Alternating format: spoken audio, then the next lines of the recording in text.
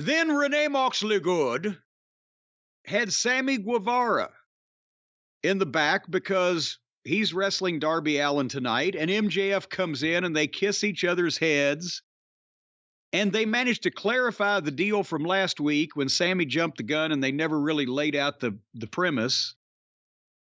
And then Sammy gave MJF a custom-made vest, and MJF gave Sammy a scarf, like they're trading gimmicks, and they're just friends and punched as pleased to know each other at this point because of this big plot they've got that, again, is complicating the issue that they could be building two forces colliding in the main event of their pay-per-view, and instead it's all this hoo-ha that they're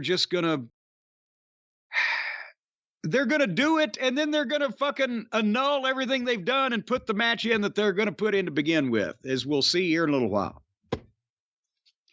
Can I move on? Yeah. Because I've finally seen this RJ City that you talked about.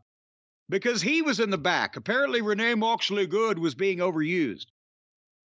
RJ City, whoever the fuck this guy is, wherever the fuck he came from, you said he was on one of the pregame shows for the pay-per-view and was very, I think you used the word weird. Well, what I said was I've heard that he's funny. I heard he's entertaining in a little show he has, but they used him and Renee on the pregame show and it was horrible. It just wasn't a good fit. Well, he started speaking here, and I'm not sure why he's on television, but he didn't have time to screw anything up too bad before Moxley just comes into camera range and attacks him and levels him. Out of nowhere. And takes the microphone and says, "We have scars to leave tonight," and walked out.